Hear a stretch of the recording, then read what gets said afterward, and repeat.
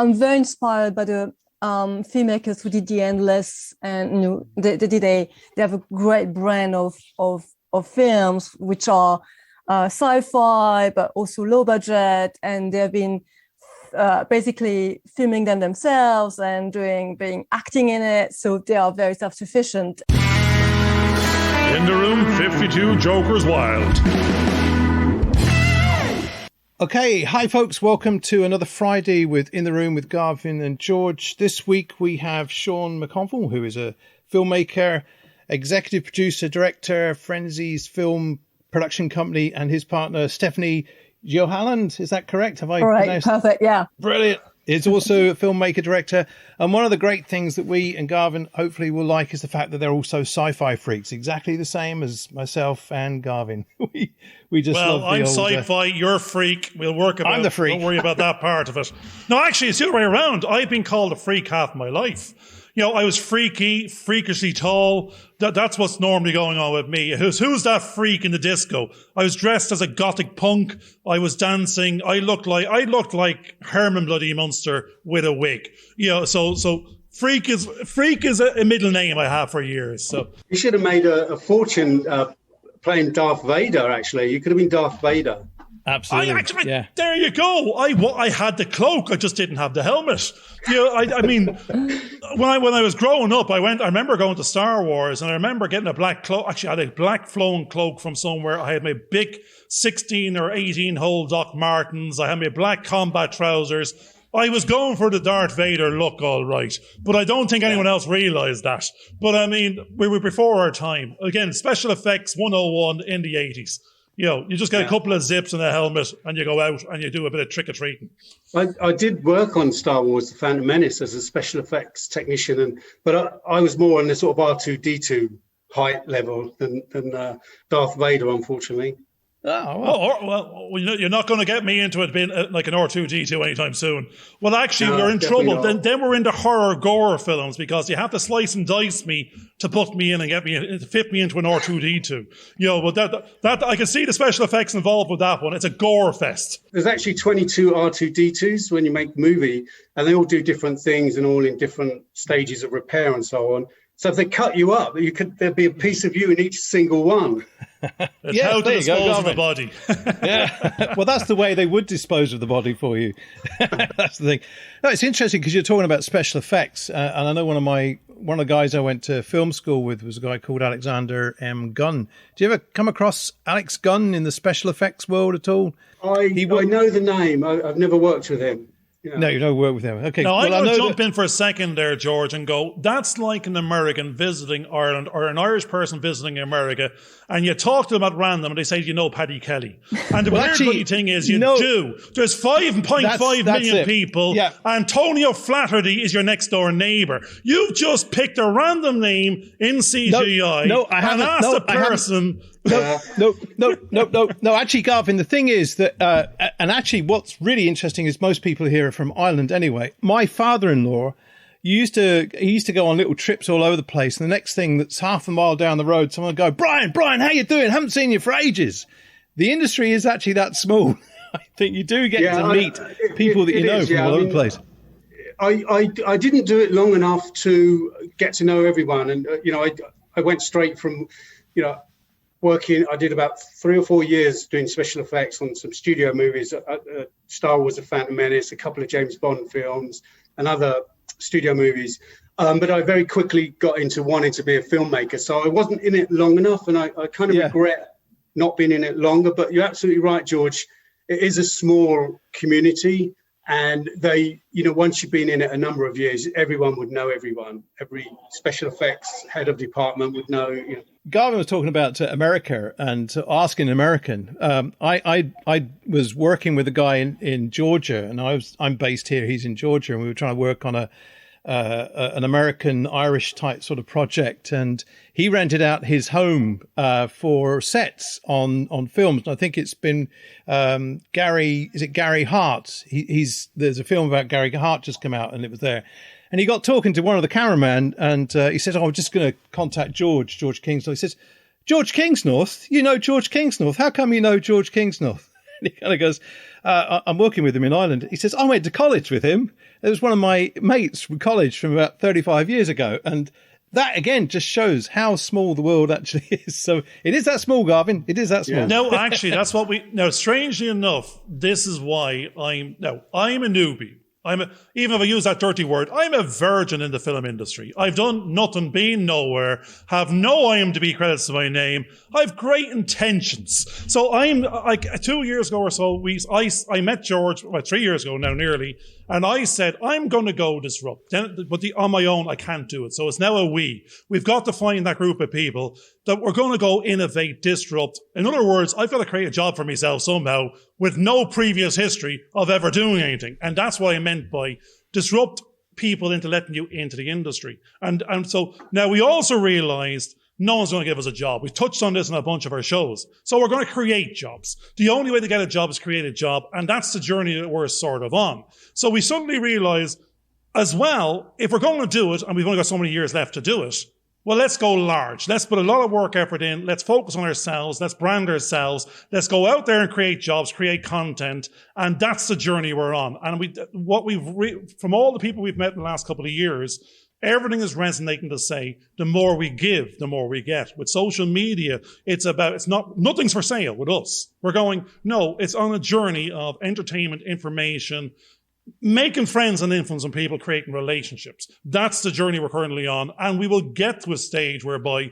we end up with, well, we've loads of work and loads of jobs, but we're on a journey to content creation. The content creation we're doing currently is social media, but the intent is movie production.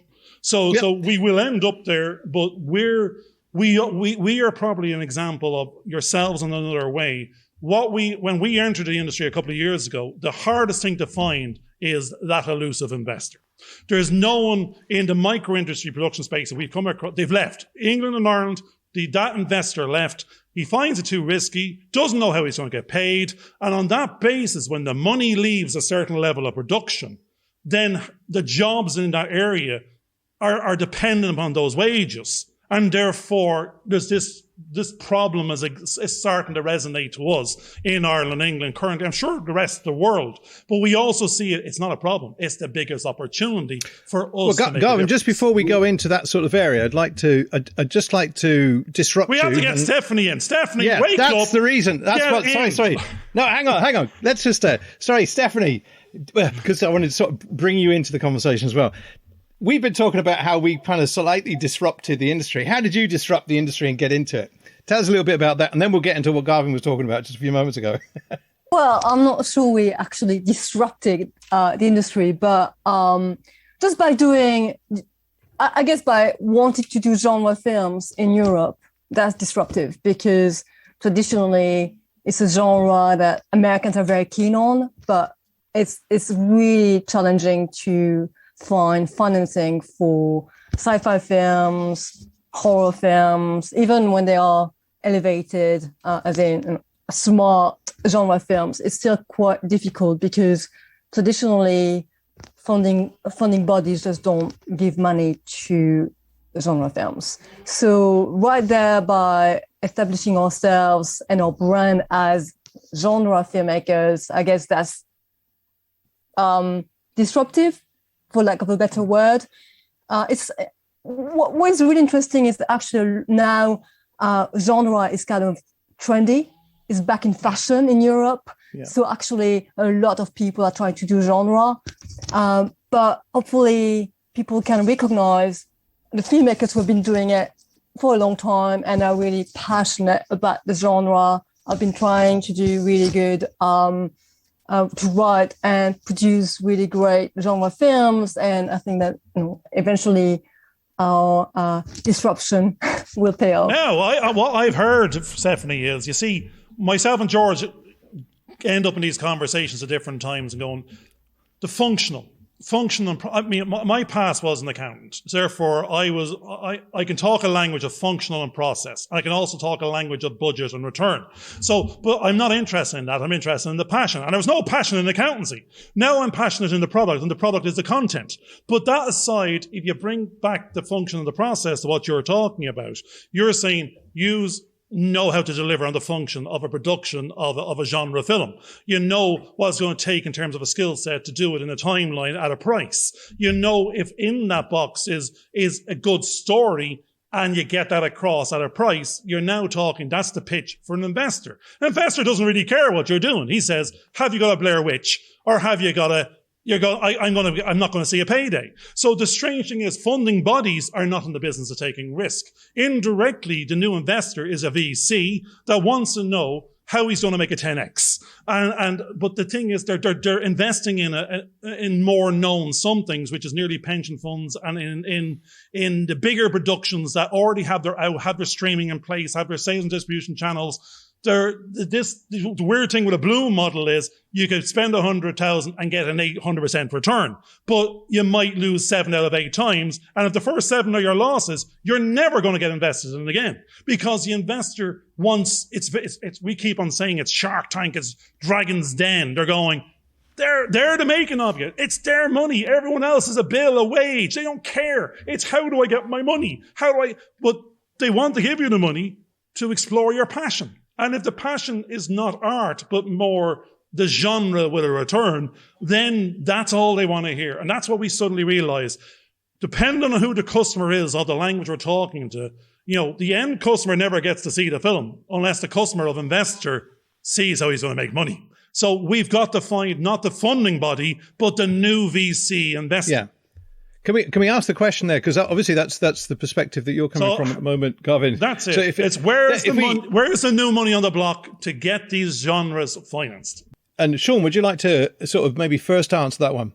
Corollary of what Garvin just said really is it's not as simple as the investors want a return on their money. In fact, I would argue that many of them are looking more for the prestige of being associated with films, and that means going to Cannes and walking the red carpet or getting a BAFTA award, and that's a totally different thing. I mean, those films, let's call them art house movies, if you like, or socially important stories and subject matters, which of course should be supported by government funding, culturally and so on. Because those films get that kind of support, the amount of equity in the film is a much smaller portion of the budget. Let's say 25% versus if we're doing a genre film, it's probably 75% private equity. So the risk to the private equity is lower because, in many situations, you don't even have to give back the soft money. If you get, BFI funding, telefilm funding in Canada, there is a business model where they get the money back if the film makes certain amounts of money, but most of them don't. So it's the smaller portion of the private equity that gets paid back first anyway, as far as I understand it. And so the risk is less, but the opposite, the corollary is that they're more likely to go and win a BAFTA or get to Cannes and be a part of the Palme d'Or. Any genre filmmaker's challenge is, how do you present yourself in such a way that, you can offer that glamour side of the business, or what they perceive as glamour. It's certainly not glamour when you're in it, but going to the premiere at BFI London. I'm going to just be the devil's advocate, right? And go, I'm someone on Shark Tank, because I've set a goal for myself. I'd love to be on Shark Tank or Dragon's Den on both sides. I want to be on this side raising funding, and then a couple of years later, I want to be on the other side being so loaded and philanthropic, I'm investing back. So, I mean, that's a dream. We might write a film and stick ourselves in it that does all that. But because I come from an accountancy background, my language for the last 30 years has purely, for every business I've worked, is money. And all every business was interested in, if you took it back, was what's the profitability? What's the return on investment? What can we get for our money? What do we insource? What do we outsource? What is this industry about? When I entered this industry before George, I don't understand what a camera is. I'm not going to be a cameraman. I'm not going to be CGI. I'm not a functional anything. So the only thing I can understand is, how does it, because I got dragged into this industry by a production company because my son was going to be an extra. And the first word out of our mouth was, we just ran out of budget and we can't finish the film. You're an accountant. Can you raise some finance? I'm going, no, I happen to be an accountant. How did you raise the finance before? Oh, we didn't. We worked out what we could get from family and friends and the rest. We went 2 tours into the film. We ran out of money. We can't get any other investors. We've half of nothing that we can't do anything with, that has no value. And now it's over. And that was my hello to the industry. And what I heard was, what's the business model that will be attractive in micro indie production finance that properly finances the 40 or 50 jobs for a production of £1 million, that gets us tax break, that de-risks it, that then can get a return that the investor understands, so we can do it again next year and do another film. Because if I get burnt once, family are dead, friends are dead, no one's got their money, it's all lost, I got paid, no customers. My background is from customers. Who is willing to pay to watch the film? How many do we need? How many million of them to give us a budget so everyone's paid and the investor gets the return he wants? So it's not the passion project, unfortunately, of genre or art house is you can do nothing till you have the money. If it's your money, great, go off and do it. But if it's not your money, I own everything until you give me what I need to pay you. So how do this investor type, how do we attract them on a regular basis for your slate so you're doing 2 productions a year at X budget for the next 10 years? That's my sort of question.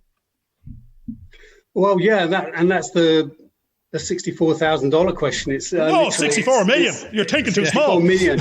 It's the most difficult thing for anyone, even established filmmakers. They almost have to go back to, ground zero and start the process again. The only thing that trumps it is that the last film you made either made a lot of money or was won very prestigious awards, and I'm talking about the Palme d'Or. But if you don't get that as the first one out the door, most people never get the second chance. That's right. Yeah. It's a really high number of first-time directors. I think it's 80% of first-time directors never make a second film, and if you don't make your first film, financially successful and or critically successful, then you definitely are starting the process again, and it's even more difficult than the first one. And there's the game. Film is like a millstone around your neck, unless it's talked about, unless it's The Witch or The Babadook, and so on. Unless it's literally, we're talking in the genre field here.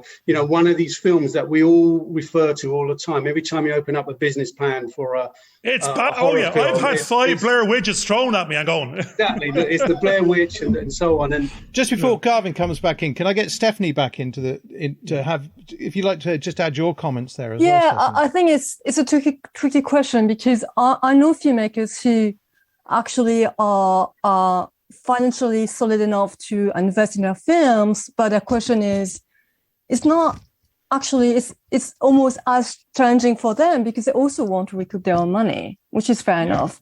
But the problem is there's no guarantee you recoup your money unless you make a brilliant film, and you cannot. It's an art form. You cannot guarantee brilliance or success. So if you're trying to really striving to make a great film, it could be that you don't quite achieve your goal. And if you don't achieve your goal, if your film is not good enough, then the sales agents won't be a tier 1 sales agent. If it's not a tier 1 sales agent, then the prices of your movie won't be enough for you to recoup. And it's a hard truth. And it's But it's the most attractive. The weird thing is you solve that problem, or not the problem. This is the biggest opportunity in the industry.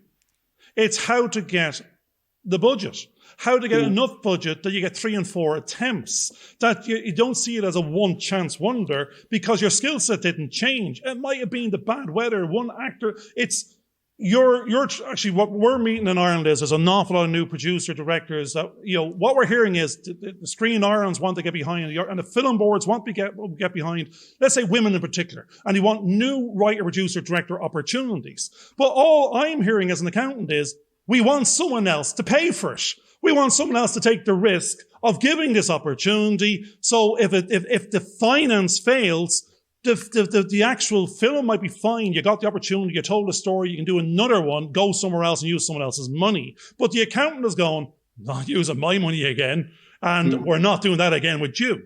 So it's a job of de-risking that needs to be done.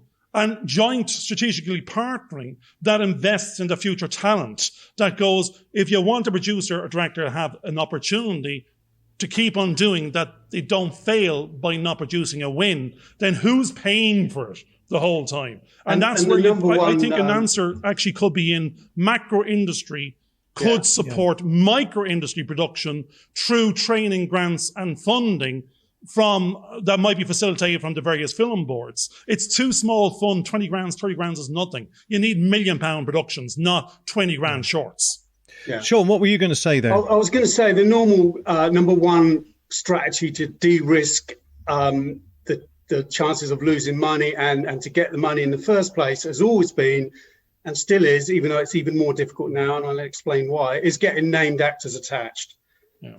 And it's more difficult now than it already was because of all the streaming platforms. You know, those actors are highly in demand all the time, and TV versus indie filmmakers have the money to, you know, Netflix can afford to pay an actor whatever their rate is, 50,000 a week or whatever it may be, sometimes more, sometimes less, versus an indie film, a 2 million, even a £2 million indie film. You know, you've got a couple of 100,000 for your actors, all of them, you know, to shoot for a month, let's say. And so it's even more difficult than it used to be to get certain named actors in your movie because they just go and work on Netflix for much higher inflated rates. And it's just as prestigious. So the irony to that for us is that, you know, in working in the genre field, you don't need named actors. You need a brilliant script, a great creative crew behind you, and you know, obviously the director needs to know what they're doing. The script first and foremost. The actors have to be brilliant and right for the part, but they don't necessarily have to be named, very well known.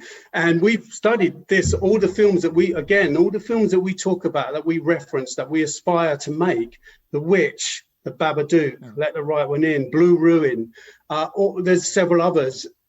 Those films, they were all financially successful. They were critically successful. They played at the best festivals in the world and won awards, TIFF, Sundance, Cannes, and so on. And there's one thing they all have in common. None of them had known actors. So, you know, this proves to us this model that's the right model. Yeah, that's our model. You know, and when you can do that as well, it takes a lot of the pressure off of making the film on one level, because you don't have to play that game of going according to the actors' schedules and getting them attached. And that's incredibly difficult. And then you need more money to make the same film. It makes it easier because I don't think we should or need to do that to make a successful film, but it makes it more difficult in terms of the first thing a sales agent says is who's in it, who's the cast, and an investor, you know, who's in it, how am I going to get, because they falsely believe that they're going to get their money back because it's got Cillian Murphy in it.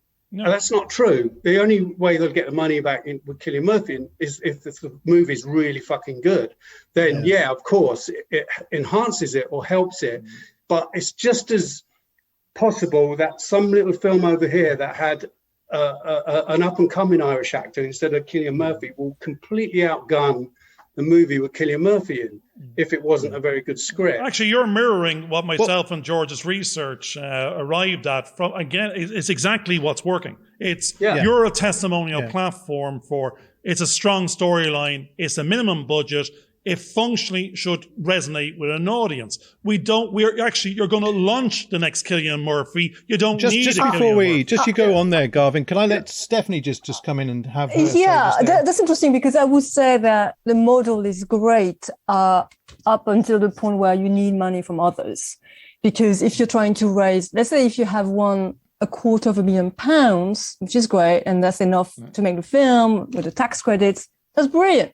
Then you're free. You can choose your actors, and you don't have to choose well-known actors. That's great. But as soon as you need more money, like £1 million, then you have to play the game, which often requires a sales agent, and they want to do pre-sales. They want cast, and to get cast, you need financing, and the catch-22 Now, the strange thing is, Stephanie, you just moved models in the conversation. You're going, am I $250,000, $500,000, $1 million, or am I two? As soon as you start moving the level above it, it's, as you said, a different model, a different level of finance. It's now a 1 to 3 million based on I need to have sales, marketing, business distribution, and to make the same money, you got to have twice the audience. So as an accountant, I even had a conversation today in my own world of going, this woman wanted to double her turnover because she's project driven. She had to double her staff. I'm saying you don't have, your office is already full. You've now got to double your office space. Actually, all you had to do was outsource your current staffing to Argentina. You would have halved your price and had twice the profitability without ever doing anything. So it's now in accountancy language, you're going, it's a figure you want to make in terms of money. It's a return. Now, if you want to make a bigger film as an artist, you're going, I want to make a 10 million production versus a 1 million production. But to make a 10 million production, I've got to attract 11 million in finance or 12 million in finance. So it just becomes who the audience now, if they're paying a tenner a head, needs to be 100 million people versus 1 million people to pay it back. So is it a game of making money?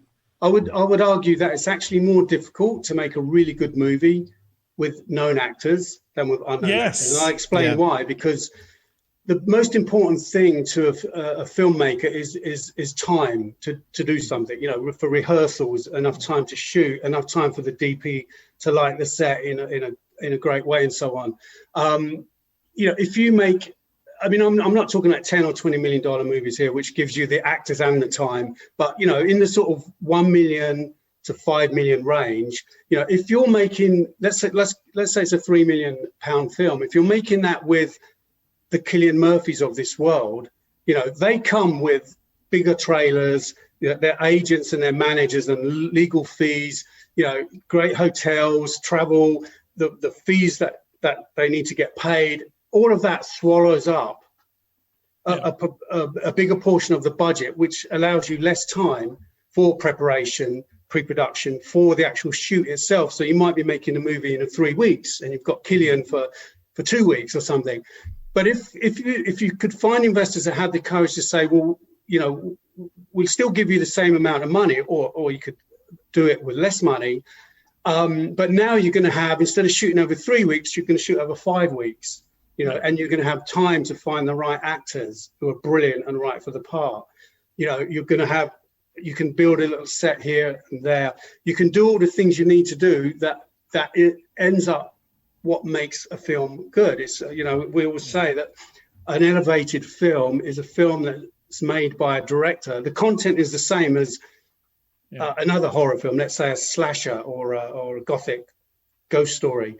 The content's the same. What's different in an elevated genre film is that the director and their team care about every single aspect of making the movie. They care about the script, the cast, the production design, cinematography, props. Every single thing is important to get right in order to have the potentiality of making, that breakout. What's popped into my mind, Sean, is, I don't know, I've no context. I'm just at the thinking of the carry-on movies of the past, and not the carry-ons, but the other. There was a bunch of carry-on horrors, I think. Maybe there was, and it's a Hammersmiths. But it's a Hammer House. Based on what you're just saying, you're going, indirectly, we want a passion budget. What we want is a passion budget of an investor type that wraps around a micro-production machine. The machine is a close-knit group of 40 people that, it's the full production team, and what changes is the story in the box, as they say, and we're going to, and the actors, so the story in the box changes, therefore the actors will change, the locations will change, but the production team are a close-knit team that get the payday, they get to work on the next genre, the next one they want, they got continuity, because they have this breathing space that we can finance it, do the right art, and we know we'll get paid because what's in the box is going to be translated. The passion will be seen, the art will be seen, and the opportunity and chance will be given. If you move above this 1 million, 2 million mark, you're in a total different industry. You're in a job. You're not your production house of Frenzy Films doing your own thing. The danger is, you could try go 3-5 million and you've lost the model. Even £1 million and still be asked to bring cast. Yeah. I don't like, Yeah. that's the, even at a lower, it's still a low budget. And for the sales agents, I get why the sales agents, they want, if you give them a film with someone that's been in Doctor Who, or Game of Thrones, they can use that as spin at the film markets to sell it, and they get their cut. But it doesn't. If you gave them a film that was better, they would actually do better with it, in my opinion. Yeah, they would get it. I remember a situation. Prestigious projects. I remember a situation a good nearly 20 years ago now, where we had a little project that started off very small, and we had a cast for it, and we had everything else. Then we had somebody else come on board that said they could get the money and this, that, and the other. And at every meeting I went to with that producer or executive, the budget suddenly tripled and tripled again and tripled again. And before we knew it, what happened was I no longer was involved in the project. Neither were the cast that were involved in the project that had been cast for it. It'd gone into some other world that none of us were part of. And in the end, because it was taken out of all our control, I had to stop the movie. because literally all the aspirations, all the people that were involved were suddenly no longer involved. And it simply just become a totally different film. And the only reason I was able to take it back was because I owned the script, or at least I was working with the person that owned it, and we could take the script away to take it in a different direction. And that was because money was getting involved, and people's aspirations were getting bigger and bigger, and all these other actors were getting involved. And all of a sudden it just blew up into something that it should never have been. It should have been a vehicle to help launch people into their careers. Yeah. And all of a sudden it had gone into a different world. Yeah, to be fair, at times you start out wanted to make a very low budget film, and then actually you realize you can't make it for that budget. You can't do it justice. And even with Sean's The Last Moon, which is a low budget film, but when we started out working on a project, it was meant to be a tiny, tiny budget. And then as we were doing the estimates, working on EVFX, SFX, talking to labs, we realized, okay, there is it's not as doable for £250,000 and as we thought. Now, actually, Stephanie, you've just entered into my language of accountancy and the budget controller. What it is the minimum viable product. In business language, you're going, when I priced up what the other should have had as a budget, it should have been $750,000, and what they had was 80 grand, because they were pricing it based on who did what for free. When you put it in the day rate, put in the expectation, put in the fluff, put in the stretch, you went, this is nonsense. They've left half the costs out. Actually, if we put in the sales and distribution and the marketing, they've left out 30% of the entire budget, because you're now dependent on, we've done something and dependent on a third party that we get paid, or investor gets paid and back on a sales and distribution that has a bunch of things in his bag that may or may not push ours. So it becomes, what we've decided to do is, how much of the process are you control of? As a production, because social media and the world has become smaller, and you can get access to the end channels yourself or self-publish, actually 16-year-old YouTubers are doing better. So on this basis, we don't need to go the old legacy of sales and distribution. You can own the end-to-end control process and go, you need an awful lot less to pay back that investor, especially if the distributor is taking 50% of it. He's costing you half.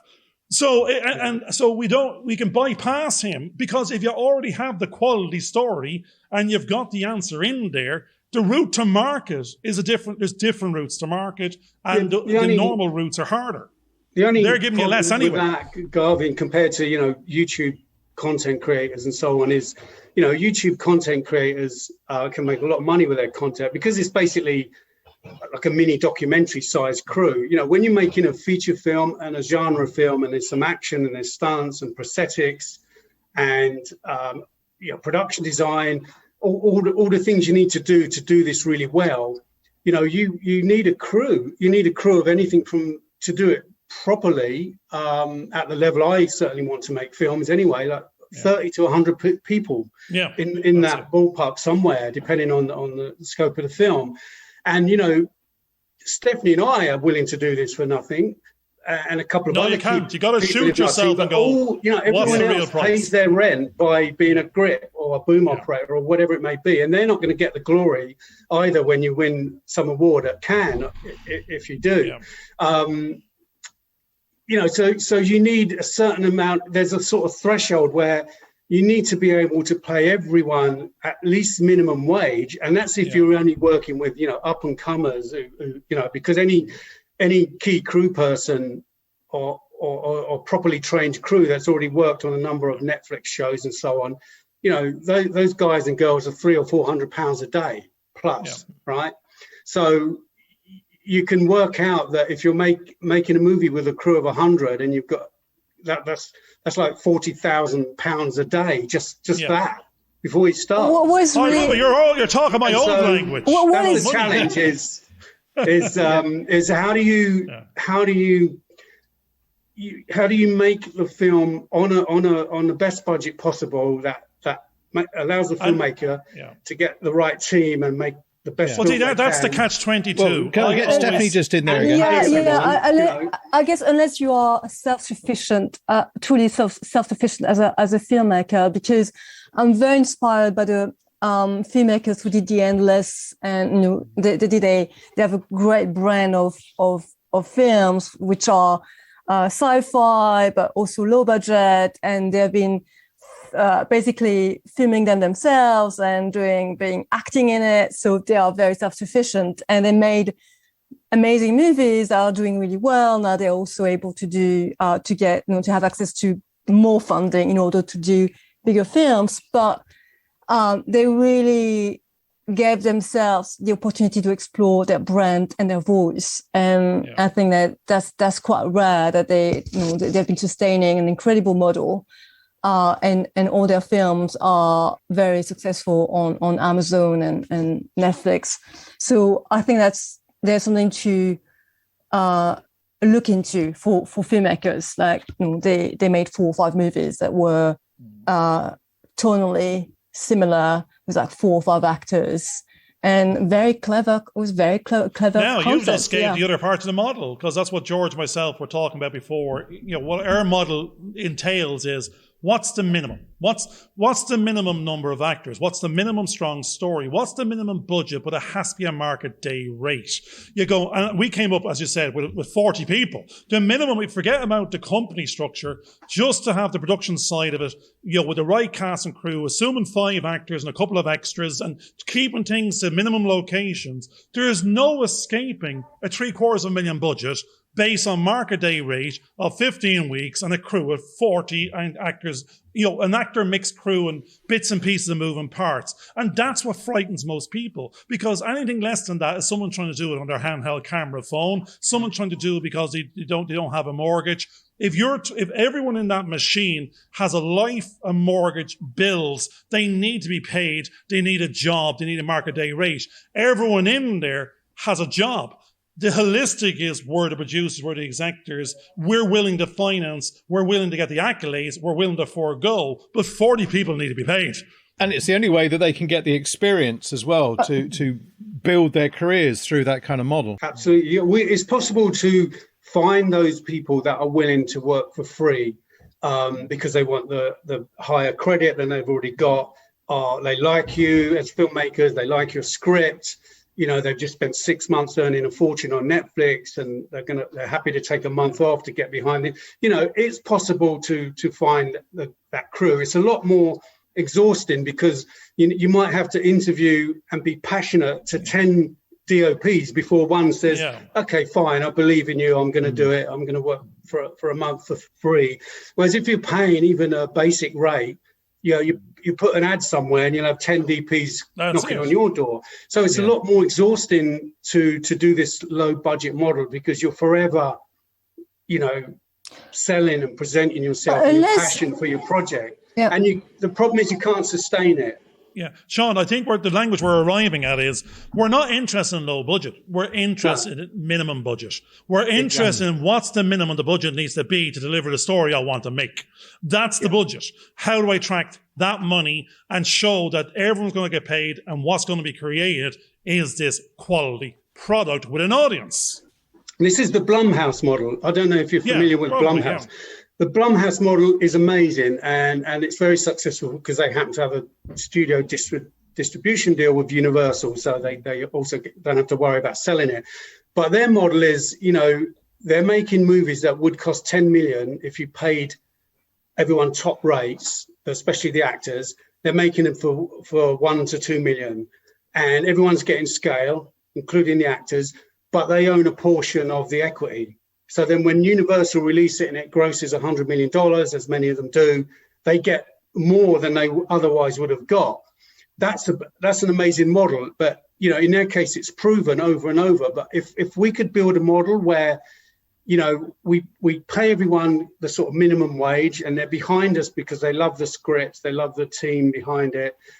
And we can show how when the film does earn revenue, that's when you're going to get paid. And that's normally called deferred, and it's bullshit and you never get it. Never get it. But I believe there is a sort of model where you can have a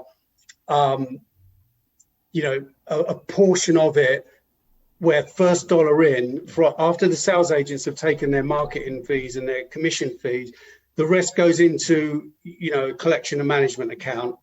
And everyone in the key positions, especially that was involved in that film, gets a percentage of that revenue.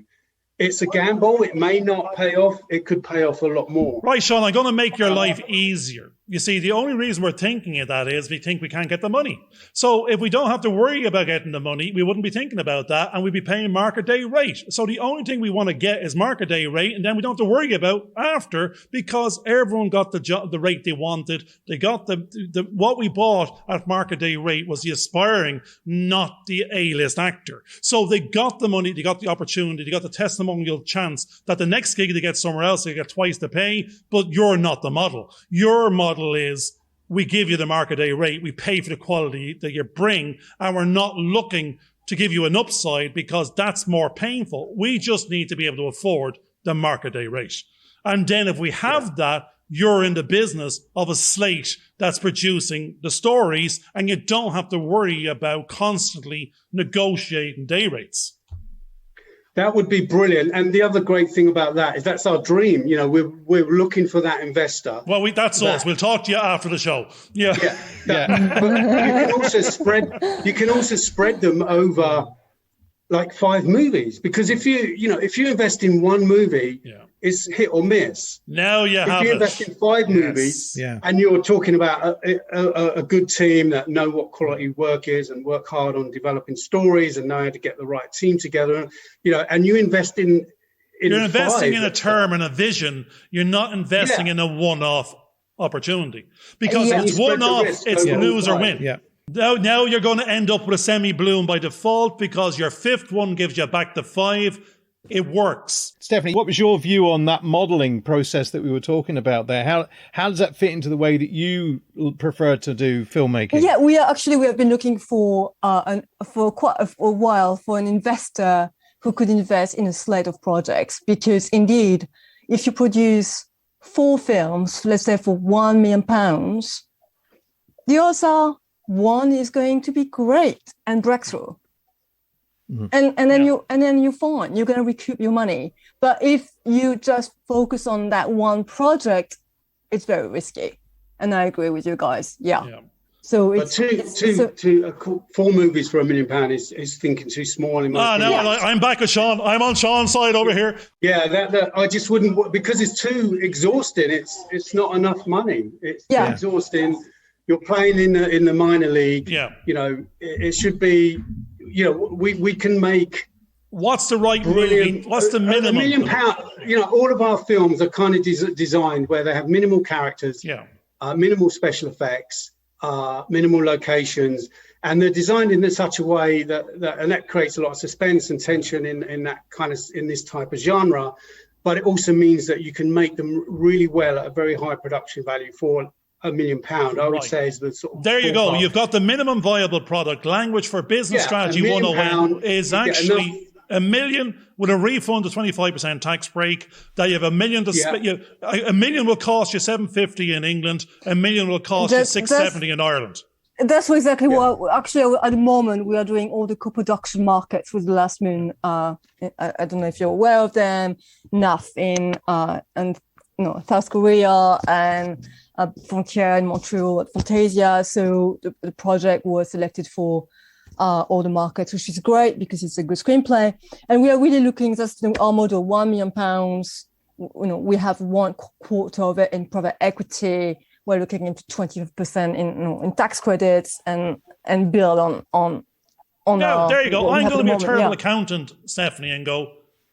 The conversations we were having with a couple of people lately was, as the accountant, there's shortage in Ireland and England in terms of production space for the macro studios and maybe the micro studios as well. There's 500 million queuing up to get into Ireland, probably $1 billion or so to queuing to get up into England that cannot even physically get into either of the countries based on lack of studio space. That money is directed by accountants that are going, if I spend 100 million in Ireland, I get 32 million back, or I get 37 million back based on if it's in the country or it's in the city or the regions or the localities. If I spend that money in England, I get 25 million back. The differential between England and Ireland is 7.5 million on 100 million. It's actually, for an accountant, you're going, I wouldn't be going to England. I'd be going to Ireland if the same studio space there and the same talent was there, because I don't have to earn 7.5 million more in profits based on getting my money back.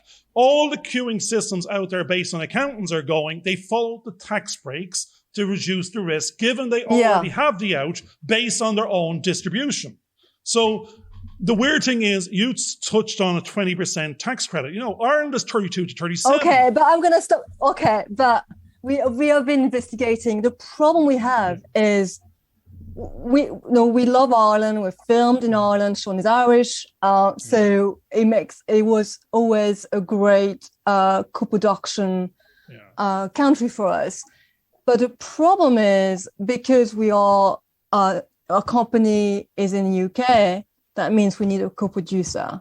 And whenever we approach Irish co-producers, and our budget is only £1 million or even euros, it's way too small for them, which makes sense because, again, they want to get paid and they want their share of all right, Stephanie, the money. If you had a co-production company, that just becomes the ask. So suddenly you end up with actually a film that could be more costly because actually casting your crew might cost more money. You have the co-production fees.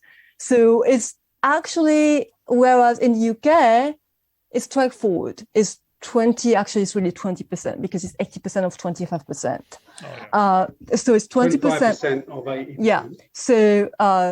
So basically it's 20%, but it's simple. It's straightforward because we don't need a co-producer. Therefore, we don't need to pay fees for co-producer. So it's horses for courses. Also, I think in Ireland, as far as I know, correct me if I'm wrong, it's not above and below the line. So for your actors, if you have actors from England, for instance, they don't qualify.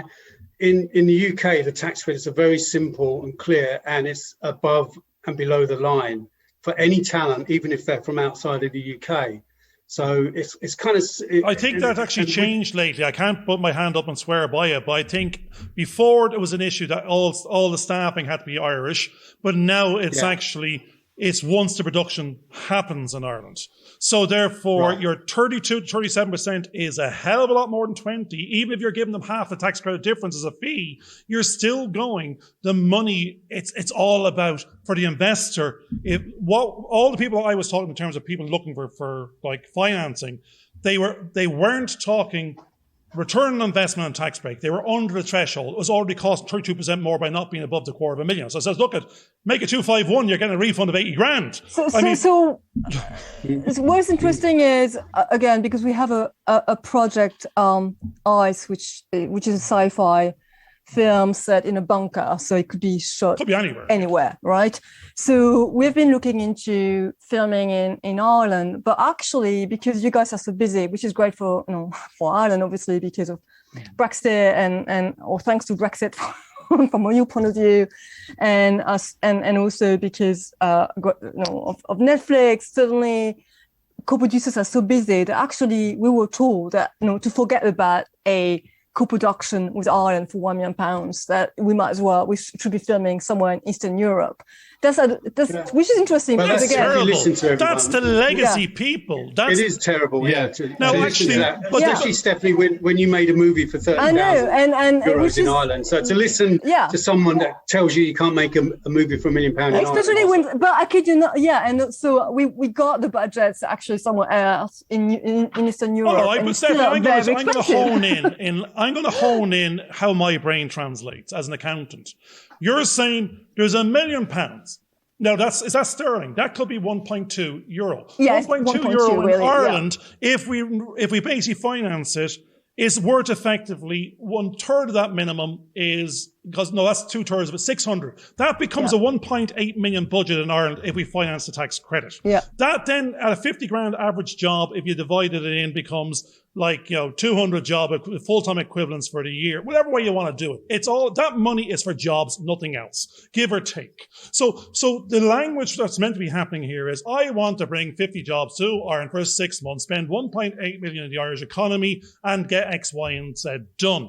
The problem over here currently, what you heard was, there's a massive demand for jobs. Yeah. There's all the studios have sucked up all the talent based on the current Vikings and everything else that's out there, and all studios are full. But all you're really saying is, if we could bring 1 million from sterling into euro, get the better tax break, we have 1.8 million to spend, give someone a couple of $100,000 for just to stick their name on it for production.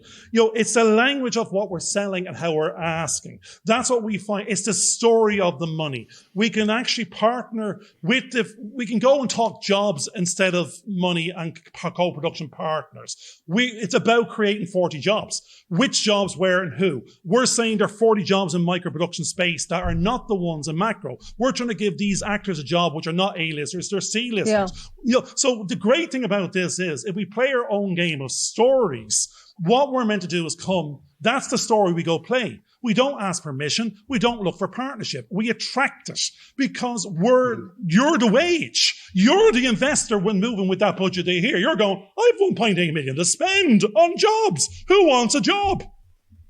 That's great. That's music to my ears to hear you say that. It's how I normally think as well. And no one can ever tell me that I can't find one cinematographer in Ireland or one production designer. I don't care how busy you are. If you pull up a for sale ad now, I want 6 of these and 5 of those at 50 grand a pop, 500 a day. You'll have a queue as long as your arm, and co-production companies will be coming out of the woodwork. What's also happening here? What's also happening over here is that the bigger studios are saying that there isn't the talent here. They can't find the people, and they want them trained up to 12,000 people in the next couple of years because they can't get it. But what the other problem is that we've also heard the stories from the heads of departments is that most of them are being they're gone from a job below up to the heads of department. They're trying to find their own feet in that particular job. They also are being asked to train somebody because that's part of the budget requirements to get the tax breaks, but they haven't got the time. So they want somebody else to train them. And that's the biggest issue they've got. There are plenty of people here who could fill the jobs, but they're not recognizing them because they haven't got what they claim is the experience. But they're not going to get the experience unless they got the opportunity to work on the low budget films that usually give people the jump up. I mean, in one of the projects I produced, directed, a lot of the people got opportunities to work on the next project, the big project, because they'd worked on and gained the experience on working on a feature film, which they don't normally get if they work on a short film. And it's that area that's being taken out of the picture at the moment because the big boys are coming in to the big studios, blocking everybody out, and you've got no development. They've literally cut the development side of it for training purposes, for people to skill up to be able to go on to work on other projects there afterwards. So there's a game George is actually touching on. We're about story. And what we realized getting into our model was, no point in mentioning it, they don't understand it. They're working in legacy space and silos of thinking how things were done before. They're all coming from this old genre. The disruption we were talking about earlier in the show is, you have money. You're the attraction. You're coming here for the tax break. Now, you're not going to try and get the big studios because you're saying you're in the micro space and we can figure out alternative make-dos and create those spaces. So, I mean, now you've also got the attraction to the middle market staffing people, which are the mid-55s, that have all the experience, that do not want to get nosebleed and aren't being given the jobs in macro production because they know they won't be able for the nosebleed. So the actual very people you want, which is our higher skilled people, are here and in England, but they're all on these film groups and Facebook groups going, give me a job left, right and centre. We talked to Donna Phillips of the International Film Producers Network last week, and she says the common question on the entire group of 20,000 people is, give me a job or where's the investor? Yeah. Right? Absolutely. So when you have the story, we just extend that story out. The story is not the story of the content. The story is of the people, as you said, that work to deliver on that content. It's their history, their CVs, their opportunities, their aspiration to be a star of the future, or the ones that want to give back because they're a little bit tired or they're 55. They just like to do an 8-hour day. The thing you actually said earlier on, which resonates with me, is if we had the budget and we can slow things down, we don't need to deliver in 6 weeks. We can deliver in 16 and use the money how we please to deliver on the right story without the nosebleed. But because we have the right market day rate and the crew and the cast and everyone's bought into the ethos of what we're doing. And that is then evident in what's produced. It's not for free. We do not work under for free anything because people have to eat and drink and, be merry. They cannot, if that's part of anyone's model, then they're building in the downfall. Because that just means they join the queue with the other 100 that can't find the money either. If you have the right story, you have the right aspiration, you need to play the game at the $1 million level minimum, and you don't want 2 million, because $1 million we can make back and make it work again in 6 months' time. We can keep on doing it. But 2 million, we've got to get twice the customers back at the other end, and we're building in a point of failure. So I see you as being very attractive. You got to move from Ireland to England to Ireland for Brexit purposes to be in the European market to get the higher tax break, which is 17% more than the 20 immediately. And if the workers are in England, they can come to Ireland and just be part of the crew. This is a game of money and budget. We'd love to make a film in Ireland again, because we made The Quiet Hour in Templemore, Tipperary, believe it or not, for €30,000, a feature film. It's sold to 16 territories around the world. It played at 25 festivals. It was on Sky Cinema. Really good. 4 or 5 were really good festivals. We played at premiered at Galway. We have a lot of great memories from that era, and the crew we cobbled together, half are Irish, half are English, were fantastic. And, €30,000. We don't want to do that again. No, because, we want the whole community. Where's your A game? 1.8 million. You just said it a minute ago. You have $1 million sterling. That's €1.2 that can be leveraged to 1.8 million budget in the Irish territory based on tax break. What do you want to make with that money? When do you want to make it? With this script we have, The Last Moon, for that budget, 1.8, I could deliver the film without any compromise. Exactly right. So that's the game. Why are you not playing and pursuing that game in Ireland right now? Okay, why not? Just because we haven't found, believe me or not, a co-production yet. A co-producer. Well, we can give you that in the morning. Hang on, Garvin. I know a lot of people. I'm connected. Because at the moment we have £250,000, and we are private equity in the UK, which is great. It's a good starting point. But in order to get more, at the moment, to get more money, we are trying to get a sales agent and play the game. Unless we find new investors, we are open to new investors. Well, this is just different games. There's different games. Because at the moment, well, actually, sorry. We actually have to come to the end of the show, believe it or not. I think we are. I think we're reaching a really interesting perspective here, which we should be continuing on in a discussion outside of a recording that we want to air to other people at this point. So I do think it is a good time to end, Garvin, because I think you're getting into another area, which I think is actually quite good. But what I'd like to try and do, just to wrap everything up, is that, could I get, we've been talking about the production problems in the sense of trying to fund things. We've been looking at how over the last few years, especially, the bigger streaming companies are starting to soak up all the potential areas for production at a lower budget. But we've also touched on the fact that each film should have a reasonably good production budget, which we're now talking about 1.2 million euros potentially, that would allow the filmmakers to fully realize the story that they have. We've also discussed on the potential that the stories that we should be doing are on a smaller scale, minimum location. They don't have to be A-lister actors. And all of these things give the opportunity for new crews and new and actually experienced crews to come back and work at a pace that they feel more excited. Because I do get the impression that a lot of these big productions, because they are run on such tight budgets, it is an exhausting 16-hour day. People are basically crushed and wiped out, and they may not be fit for purpose at the end of the actual production. Whereas on the smaller budgets, you can breathe a little bit better. You know what you're trying to do, and you can work within the scheme that you have. We've also been talking about the problems of trying to raise funds where you need to get sales agents to sell your productions and various other things. So that's my kind of mini wrap up. What I'd like to try and do is allow everybody to have a little final say to kind of wrap up. So I'd like to start with Stephanie first. What would your final thoughts be about what we've been discussing this last hour?